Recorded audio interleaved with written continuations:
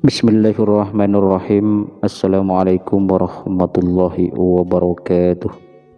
Alhamdulillahilladzi hadana lihadza wa ma kunna linahtadiya laula an hadanallah. Asyhadu an la ilaha illallah wahdahu la syarikalah wa asyhadu anna Muhammadan abduhu wa rasuluh la nabiyya ba'dah. Halo sahabatku pemirsa YouTube yang dirahmati Allah. Senang sekali kita semua bisa berjumpa kembali di channel ini. Tentunya harapan dan doa saya semoga yang menyimak video ini selalu diberikan kesehatan, umur yang barokah dan diluaskan rezekinya oleh Allah Subhanahu wa taala. Amin amin Allahumma amin. Sahabat beriman yang dirahmati Allah Subhanahu wa taala, salat subuh merupakan salah satu salat wajib yang mempunyai daya tarik tersendiri di antara salat wajib lainnya. Meski kita semua tahu masing-masing salat wajib mempunyai keutamaan sendiri-sendiri, akan tetapi ada keutamaan istimewa di dalam salat subuh. Hal ini disebabkan karena nilainya yang tinggi dalam syariat. Rasulullah Shallallahu Alaihi Wasallam mengetahui bahwasanya waktu subuh adalah waktu yang sulit. Apabila seorang muslim dibiarkan begitu saja, sudah pasti akan memilih untuk mengistirahatkan dirinya sampai matahari terbit. Oleh karena itu, Rasulullah Shallallahu Alaihi Wasallam menghususkan sholat mulia ini dengan keistimewaan tunggal dan sifat-sifat tertentu yang tidak terulang pada salat lainnya. Banyak sekali keutamaan yang kita dapat di waktu subuh. Salah satu keutamaannya adalah Rasulullah Shallallahu Alaihi Wasallam akan mendoakan umatnya yang bergegas melaksanakan sholat subuh tepat waktu. Sebagaimana yang telah disebutkan dalam hadis, "Ya Allah, berkahilah umatku selama mereka senang bangun subuh." Hadis riwayat Tirmizi, Abu Daud, Imam Ahmad dan Ibnu Majah. Jika Rasulullah Shallallahu Alaihi Wasallam yang berdoa, maka tidak akan ada hijab atau penghalang di antara beliau kepada Allah. Karena kita semua tahu Rasulullah adalah orang yang secara jasadiah paling dekat dengan Allah. Pada hadis lain Rasulullah Shallallahu Alaihi Wasallam pernah bersabda, "Barang siapa menunaikan sholat subuh, maka ia berada dalam jaminan Allah." Maka jangan kamu mencari jaminan Allah dengan sesuatu selain dari sholat, yang pada saat kamu mendapatkannya justru kamu tergelincir ke dalam api neraka. Hadis riwayat Muslim. Apabila Allah yang memberikan jaminan, maka tidak ada keraguan sedikitpun bagi kita untuk mengingkarinya. Selain itu, waktu subuh adalah waktu terlebih untuk mendapatkan rahmat dan ridho Allah Subhanahu wa taala. Di dalam Quran surat Al-Kahfi ayat 28, Allah Subhanahu wa taala sudah berfirman, "Dan bersabarlah kamu bersama dengan orang-orang yang menyeru Tuhannya di pagi dan senja hari dengan mengharap keridhoannya. Dan janganlah kedua matamu berpaling dari mereka karena mengharapkan perhiasan dunia ini. Dan janganlah kamu mengikuti orang yang hatinya telah kami lalaikan dari mengingat kami, serta menuruti hawa nafsunya dan adalah keadaannya itu melewati batas."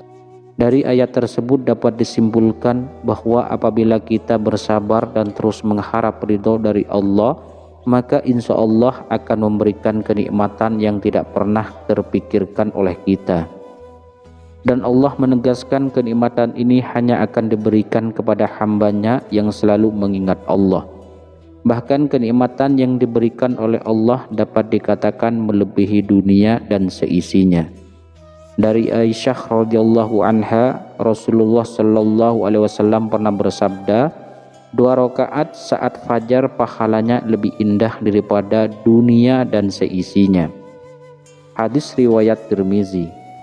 Selain itu, Allah juga menjamin 5 hal bagi hamba-hambanya yang mengerjakan sholat subuh tepat waktu.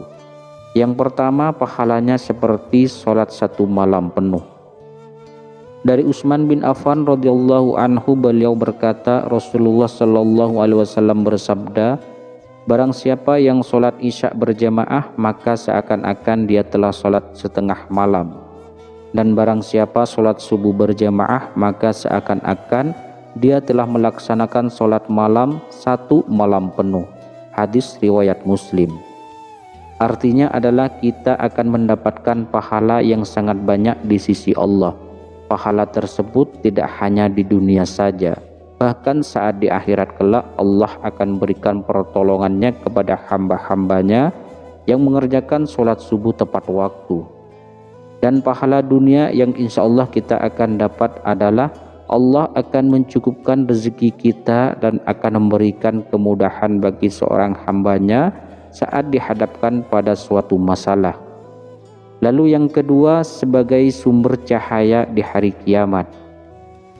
Saat kiamat datang, seluruh alam semesta akan hancur. Matahari akan digulung sehingga keadaan menjadi gelap gulita dan semua makhluk akan mati.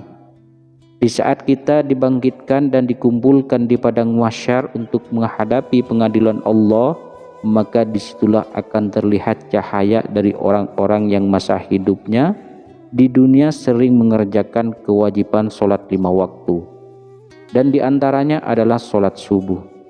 Cahaya inilah yang akan menerangi orang-orang yang beriman, yang tidak pernah meninggalkan sholat 5 waktu, dan akan semakin terlihat terang manakala seorang hamba rajin mengerjakan sholat subuh maupun sholat subuh tepat waktu. Yang ketiga, dijanjikan masuk surga. Ini memang tidak ada satu orang pun yang tak ingin masuk surga dengan segala kenikmatannya. Diriwayatkan dari Abu Musa al-Ash'ari, ia berkata bahwa Rasulullah shallallahu alaihi wasallam bersabda, barang siapa yang mengerjakan sholat bordin, yaitu sholat subuh dan sholat asyar, maka dia akan masuk surga. Hadis riwayat Bukhari dan Muslim. Dari hadis tersebut dapat kita simpulkan bahwa ada 2 waktu sholat yang mempunyai keutamaan lebih besar dibanding keutamaan sholat wajib lainnya. Kenapa bisa seperti itu? Sebagian besar ulama berpendapat karena 2 waktu tersebut adalah waktu yang sulit. Maksudnya adalah kita semua tahu bahwa waktu subuh adalah waktu di mana kita sedang enak-enaknya mengistirahatkan tubuh atau tidur.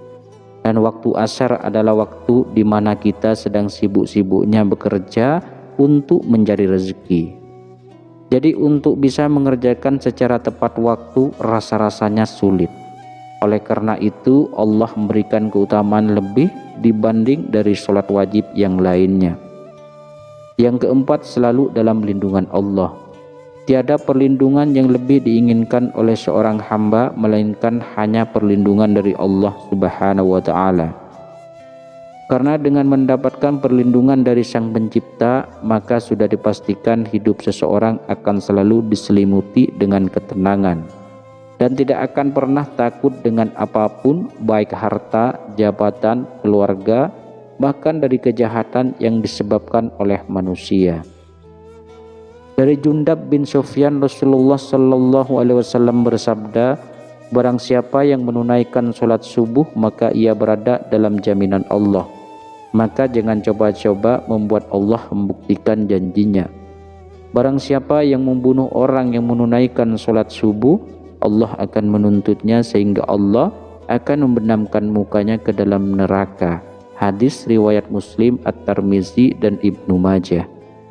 Dari hadis tersebut dapat disimpulkan bahwa Allah akan memberikan balasan bagi siapapun yang menghalangi orang lain untuk mengerjakan sholat, terutama adalah sholat subuh. Kemudian yang kelima, dapat melihat Allah.